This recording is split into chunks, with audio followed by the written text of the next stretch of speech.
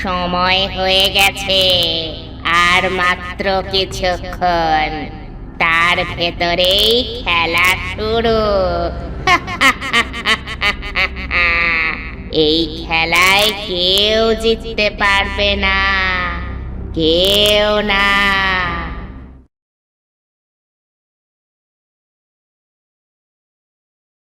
রূপসী ডাইনি, এই রূপসী ডাইনি! আদেশ করুন ডাইনি রানী। এদের সকলের হাতের বাঁধন খুলে ফেল। আমাদের আমাদের এখানে কেন এনেছেন আপনি? আমাদের বাড়িতে যেতে দিন। আমার বাড়িতে যে আমার বউ মেয়ে অপেক্ষা করছে। যেতে দিন না, আমাদের যেতে দিন। চুপ! আমি তোদের 10 জনের সাথে একটা খেলা করব, তার জন্য তোদের এনেছি। খেলা? হ্যাঁ, খেলা। তোরা ভয় পাস না?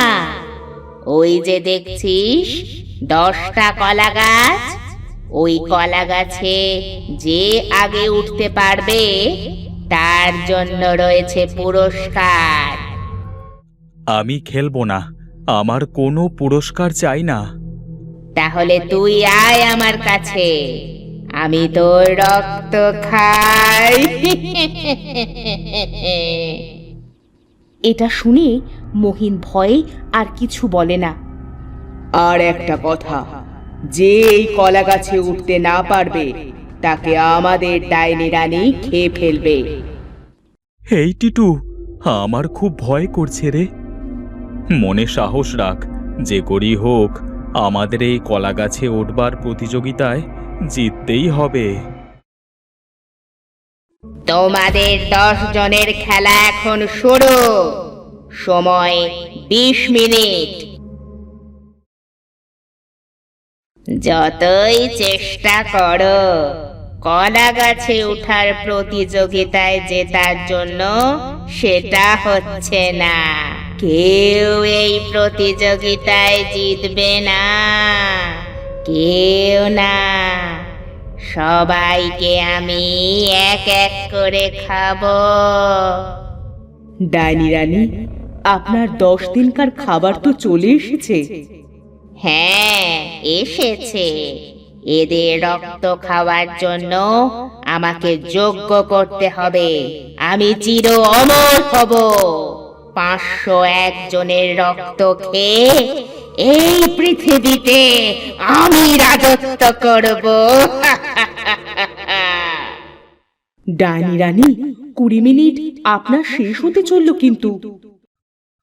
কি হচ্ছে কি ভাই? আমরা কেন এই কলা গাছে উঠতে পারছি না? সেটা তো আমিও বুঝতে পারছি না। আমরা কি তাহলে কেউ বাঁচব না? সময় বেশি নেই, আমাদের সবাইকে চেষ্টা করতে হবে। তোমাদের সময় শেষ। তোমরা কেউ কলা গাছে ওঠার প্রতিযোগিতায় পারোনি। তোমাদের জীবন এখন আমার হাতে। এটা শুনে সবাই কাঁদে আর ডাইনিকে ছেড়ে দিতে বলে, কিন্তু ডাইনি তার জাদু দিয়ে 9 জনকে আটকে রাখে। রূপসী ডাইনি, একে আমার যোগ্য স্থানে আনো। ছেড়ে দিন আমাকে, ছেড়ে দিন বলছি। রূপসী ডাইনি মতিনের কথা না শুনে ডাইনির কথা মতো মতিনকে ডাইনির যোগ্য স্থানে নিয়ে যায়। হায় হায় হায়, এটা আমার সাথে কি হচ্ছে, আর কেনই বা হচ্ছে? কোথায় গেল সুরজের বাবা? কি হয়েছে মা তোমার? এভাবে কাঁদছো কেন? কাঁদছি কি আর সাধে?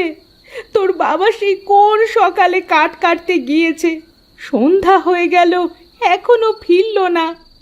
তুমি কেঁদো না মা, বাবা ঠিক চলে আসবে। খুব ভয় হয় রে বাবা, খুব ভয় হয়।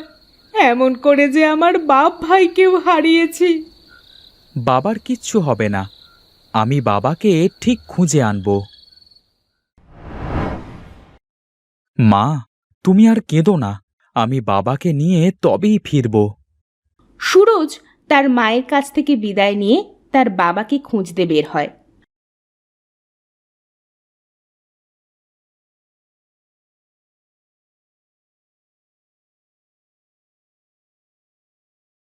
নদীতে তো একটাই নৌকা আছে, কোনো মাঝিকে তো দেখতে পাচ্ছি না।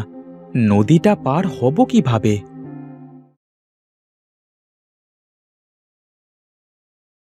মাঝি তো এলো না। আমি নিজেই নৌকা চালিয়ে ওপারে যাই।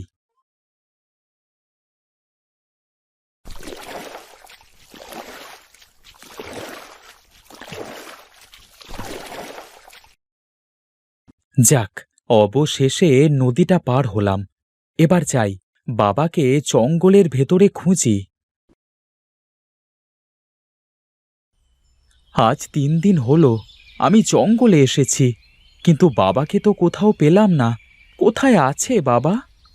সুরজ ক্লান্ত শরীর নিয়ে একটা গাছের গোড়ায় বসে। এমন সময় সুরজ একটা খরগোশ আর একটা সাপকে দেখতে পায়। আরে, ওই সাপটা দেখছি খরগোশটাকে তাড়াচ্ছে। যাই, খরগোশটাকে বাঁচাতে হবে। এই, যা বলছি। এই সাপ, যা। এই নির্দোষ খরগোশটাকে কেন কামড় দিতে যাচ্ছিস তুই?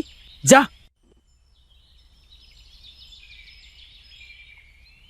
ধন্যবাদ তোকে বাবা।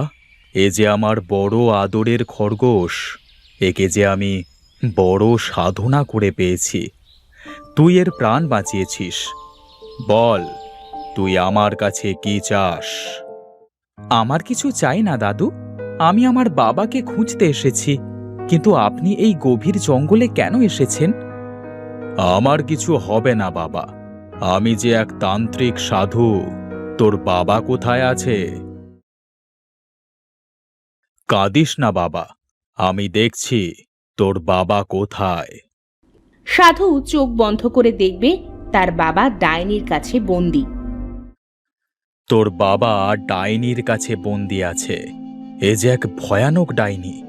মানুষের কলা গাছে উঠবার প্রতিযোগিতার নামে ছলনা করে। আমি আমার বাবাকে উদ্ধার করব। তুই পারবি না বাবা। ওই ডাইনি না মরা পর্যন্ত সকল মানুষদের ডাইনি এমন করেই মারবে, কারণ সে অমর হতে চায়। আমি মারব ওই ডাইনিকে। ডাইনিকে মারতে হলে তোকে কলা গাছের প্রতিযোগিতায় জিততে হবে, কিন্তু সেটা কোনো মানুষের পক্ষেই সম্ভব নয়। আমি আমার জীবনের বিনিময় হলেও এই প্রতিযোগিতায় জিতব। মেরে ফেলব ডাইনিকে, উদ্ধার করব আমার বাবাকে। তোর মনে অনেক শক্তি। এই নে, তুই এই তেল মেখে কলা গাছের প্রতিযোগিতায় অংশ নিবি। দেখবি তোর উপর ডাইনির কোনো মন্ত্রশক্তি কাজ করবে না। এই তেল মাখলে তুই সহজেই প্রতিযোগিতায় জিতে যাবি। আমি জিতলে কি ডাইনি মারা যাবে? হ্যাঁ বাবা, কারণ ওই খোলাই যে ডাইনির জান। আমি আসি।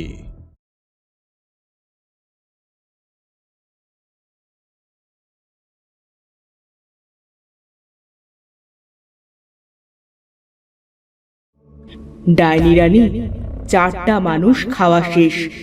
আবার প্রতিযোগিতার সময় চলে এলো। নতুন মানুষ ধরে আনতে হবে তো। এখন থেকে মানুষ খোঁজা শুরু কর। একজন মানুষ থাকতে পরীক্ষা নিব এবার। মনে হচ্ছে আশেপাশে কোনো মানুষ আছে। কেমন মানুষ মানুষ গন্ধ পাচ্ছি যেন। তাই তো মনে হচ্ছে তো, তাই খুঁজে দেখ কোথায় মানুষ। পেয়েছি ডাইনি রানী। ভালোই হলো, ওকে প্রতিযোগিতার জন্য তৈরি কর।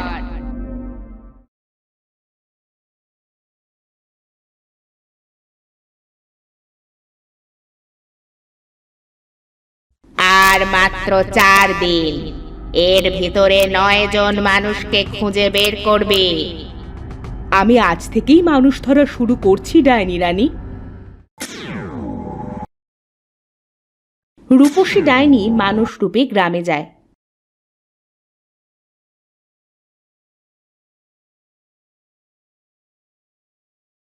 কে আছো? বাঁচাও আমাকে, সাপে কেটেছে আমার। আরে কি সুন্দর এই মেয়ে, মেয়েটাকে বাঁচাতে হবে। কি হয়েছে সুন্দরী তোমার? সাপে কেটেছে আমার, আমাকে একটু বাড়িতে পৌঁছে দিবেন? কোথায় তোমার বাড়ি? চলো, আমি তোমাকে পৌঁছে দিচ্ছি।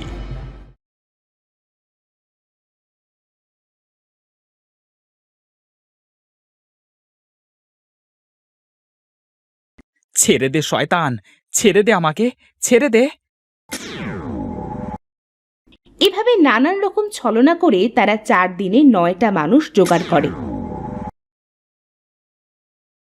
তোমরা কেঁদো না, আমি থাকতে কারোর কোনো ক্ষতি হবে না। আমি শেষ করব এই ডাইনিকে। আমাদের মিথ্যে বলছো না তো তুমি? তোমার ভরসায় কিন্তু আমরা আছি।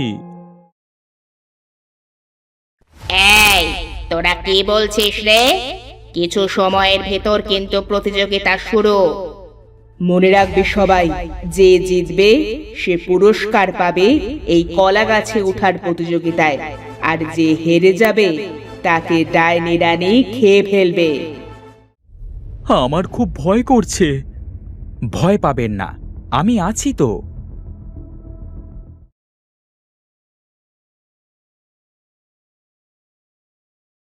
তোদের প্রতিযোগিতা শুরু। দেখি কে হয় আজকের বিজয়ী। সময় কিন্তু 20 মিনিট।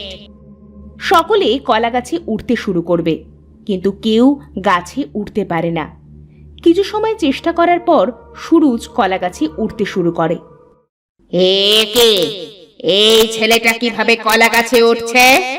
আমার জাদু কি তাহলে আজ কাজ করেনি? ডাইনি জাদু করবে, কিন্তু কোনো কাজ হবে না।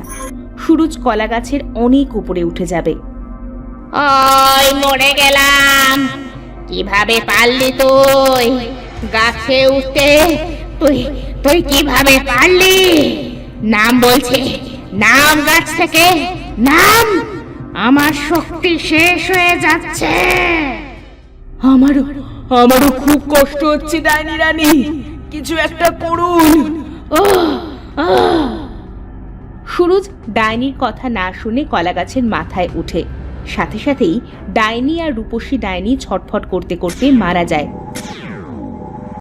ডাইনি মারা যাওয়াতে বাকি 9 জন সুরুজকে ধন্যবাদ দেয়। হয়েছে হয়েছে, আপনারা এবার থামুন। জানি না আমার বাবাকে ওরা মেরে ফেলেছে কিনা। আমি খুঁজে দেখি আমার বাবা বেঁচে আছে কিনা। আপনারা চলে যান, আমরাও তোমার সাথে খুঁজবো বাবা। তুই এখানে কেন এলি বাবা? ওরা তোকেও মেরে ফেলবে।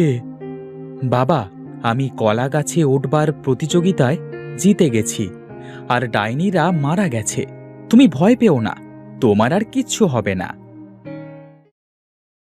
সত্যি বলছিস বাবা? তুই সত্যি বলছিস? চল বাবা, আমরা এবার বাড়ি ফিরে যাই। তোর মা অপেক্ষা করছে আমাদের জন্য। হ্যাঁ চলুন, আমাদের পরিবারও আমাদের জন্য অপেক্ষা করছে।